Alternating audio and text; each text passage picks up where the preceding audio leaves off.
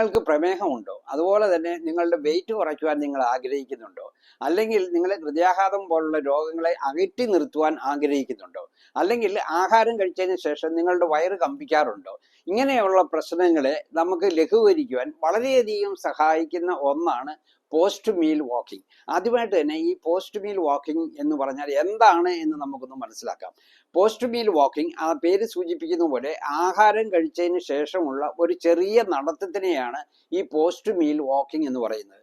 ഇതുകൊണ്ട് വളരെയധികം പ്രയോജനങ്ങളുണ്ട്. ഒരുപക്ഷെ ഈ വീഡിയോ കണ്ടു കഴിയുമ്പോൾ നിങ്ങളിൽ പലരും ചിന്തിച്ചേക്കാം, ഇത്ര ചെറിയ ഒരു കാര്യത്തിന് വളരെയധികം പ്രയോജനങ്ങൾ ഉണ്ടോ എന്ന്.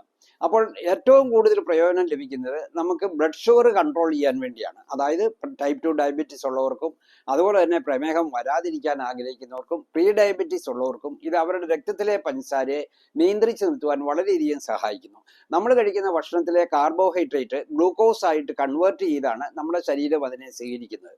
അതായത് അത് രക്തത്തിലേക്ക് കലരുന്നു. അതായത് നമ്മൾ രക്തം പരിശോധിക്കുമ്പോൾ പ്രത്യേകിച്ച് ആഹാരത്തിന് ശേഷം, അതായത് PPBS നോക്കുമ്പോഴാണ് നമ്മുടെ രക്തത്തിലെ പഞ്ചസാരയുടെ ഏറ്റവും ഉയർന്ന നിലവാരം നിങ്ങൾക്ക് ലഭിക്കുന്നത്.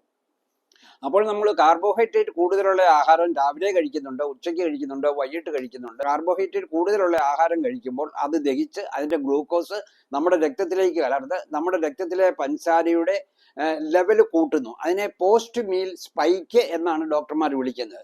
അങ്ങനെ പോസ്റ്റ് മീൽ സ്പൈക്ക് ഉണ്ടാകുന്നത് നമ്മുടെ പ്രമേഹ രോഗ നിയന്ത്രണത്തിന് ഒരു ആഘാതം വരുന്ന ഒന്നാണ്. അതായത് പ്രമേഹ രോഗ നിയന്ത്രണം നല്ലപോലെ നടക്കാതെ പോകുന്നു. അപ്പോൾ ഈ പോസ്റ്റ് മീൽ സ്പൈക്ക് ഗ്ലൂക്കോസ് നമുക്ക് കുറയ്ക്കണമെങ്കിൽ നമ്മൾ പോസ്റ്റ് മീലായിട്ട് കുറച്ച് വാക്കിംഗ് ചെയ്താൽ വളരെ പ്രയോജനം കിട്ടും. കാരണം നമ്മൾ നടക്കുമ്പോൾ നമ്മുടെ കാലിലെ പേശികൾ കൂടുതലായിട്ട് പ്രവർത്തിക്കണം. കാലിലെ പേശികൾ കൂടുതലായിട്ട് പ്രവർത്തിക്കണമെങ്കിൽ അവിടെ കൂടുതൽ കാലറി ചെലവാകണം. കാലറി ചെലവാകുക എന്ന് പറഞ്ഞാൽ ഗ്ലൂക്കോസ് ആണ് അവിടെ കാലറിക്ക് വേണ്ടി ഉപയോഗിക്കുന്നത്. അതായത് രക്തത്തിലെ ഗ്ലൂക്കോസ് കാലിലെ പേശികൾ കൂടുതലായിട്ട് ഉപയോഗിക്കുന്നു. അപ്പോൾ രക്തത്തിലെ ഗ്ലൂക്കോസിന്റെ അളവ് കുറയുന്നു. അപ്പോൾ നിങ്ങളുടെ രക്തത്തിലെ പഞ്ചസാരയുടെ നിലവാരം കുറഞ്ഞു നിൽക്കുന്നു.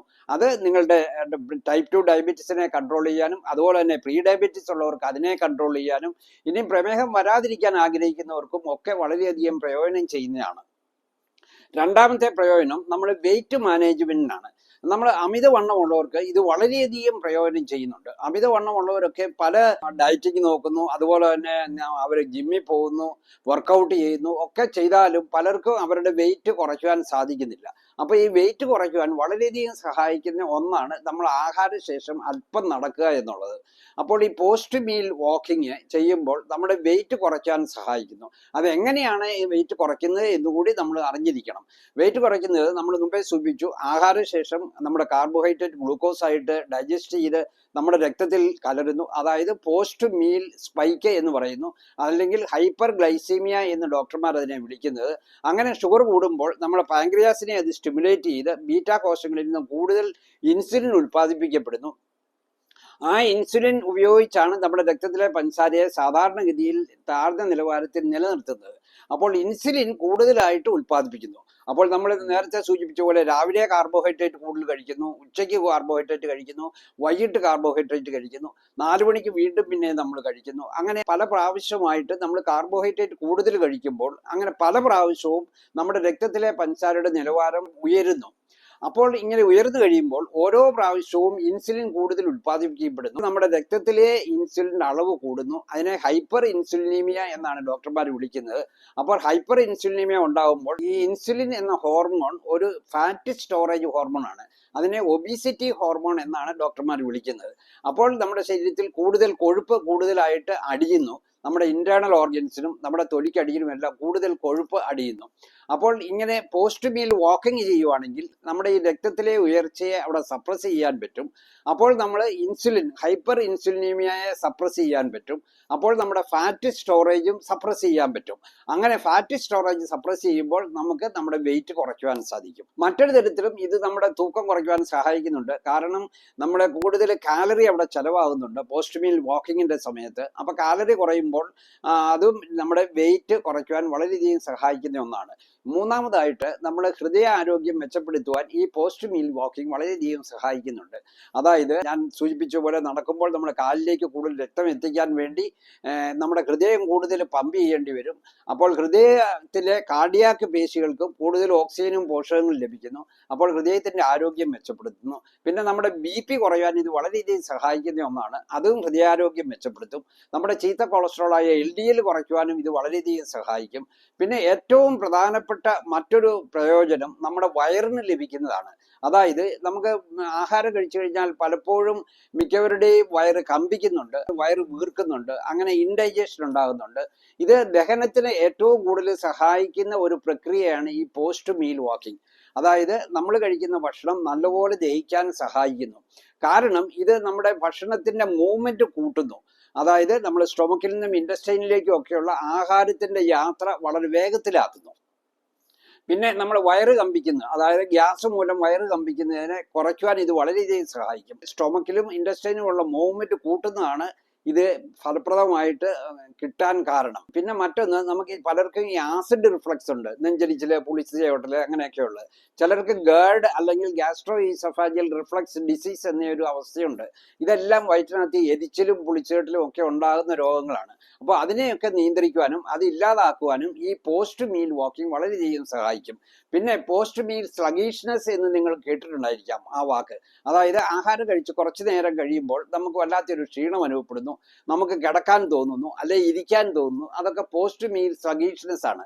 അപ്പോൾ അത് കുറയ്ക്കുവാൻ വേണ്ടി ഈ പോസ്റ്റ് മീൽ വാക്കിംഗ് വളരെയധികം സഹായിക്കും. കാരണം നമ്മുടെ എനർജി ലെവൽ അവിടെ കൂടുന്നു. പിന്നെ നമ്മുടെ സ്ട്രെസ് കുറയ്ക്കുവാൻ ഇത് വളരെയധികം സഹായിക്കുന്ന ഒന്നാണ്. അതായത് കോർട്ടിസോൺ എന്ന സ്ട്രെസ് ഹോർമോണിന്റെ അളവ് കുറയ്ക്കുന്നു. അതുപോലെ തന്നെ എൻഡോർഫിൻ എന്ന സുഖ ഹോർമോണിന്റെ അളവ് കൂട്ടുന്നു. ഇത് രണ്ടും സ്ട്രെസ് കുറയ്ക്കുവാൻ വളരെയധികം സഹായിക്കും.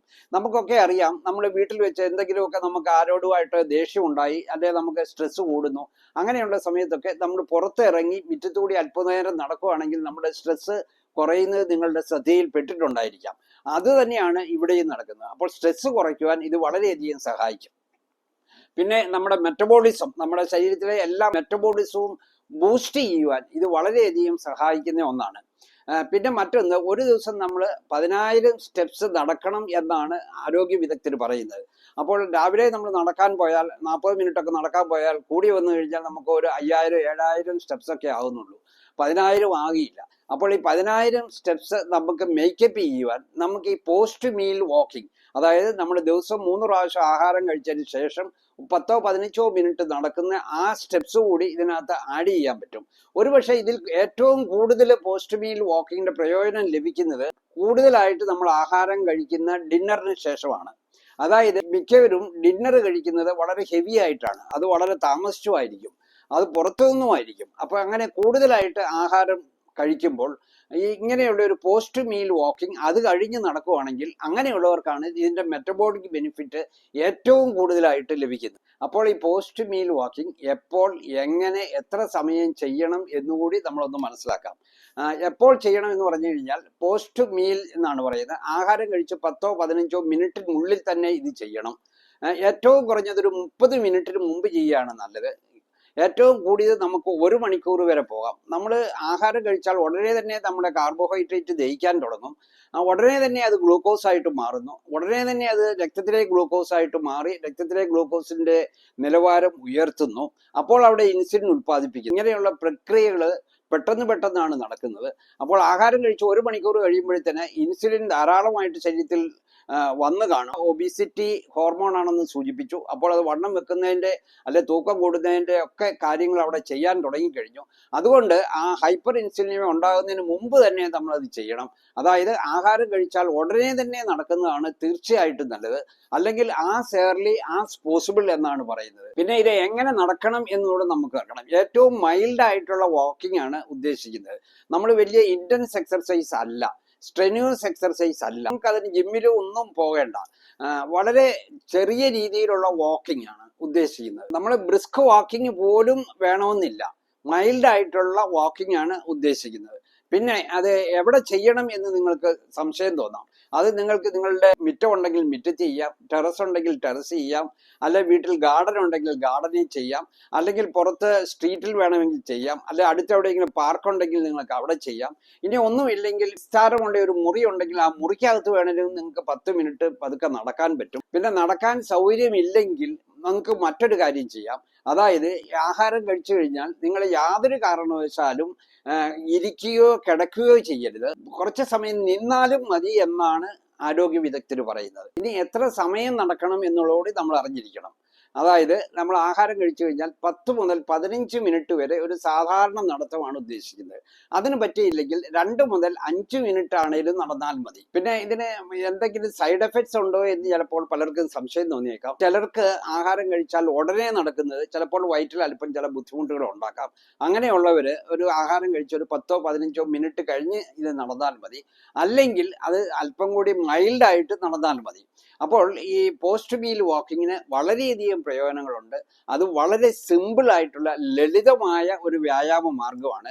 ഒരുപക്ഷെ ഇതിലും ലളിതമായ മറ്റൊരു വ്യായാമ മുറകൾ ഇല്ല എന്ന് വേണമെങ്കിൽ പറയാം. അങ്ങനെയുള്ള ഒരു വ്യായാമ മുറ നിങ്ങളുടെ ജീവിതത്തിന്റെ ഭാഗമാക്കണം, നിങ്ങളുടെ ജീവിത ശൈലിയുടെ ഭാഗമാക്കണം. അതായത് നിങ്ങളുടെ ഡെയിലി മെനുവിൽ അല്ലെ ഡെയിലി റുട്ടീനിൽ ഇത് സ്ഥാനം പിടിക്കണം. അത് നിങ്ങൾക്ക് എല്ലാവർക്കും എപ്പോഴും എവിടെ വേണമെങ്കിലും ചെയ്യാവുന്ന ഒന്നാണ്. അപ്പോൾ ഈ കാര്യങ്ങളൊക്കെ വളരെയധികം പ്രയോജനം ചെയ്യും. നിങ്ങളിത് മാക്സിമം ഷെയർ ചെയ്യുക. മറ്റൊരു വീഡിയോയുമായി നമുക്ക് വീണ്ടും കാണാം.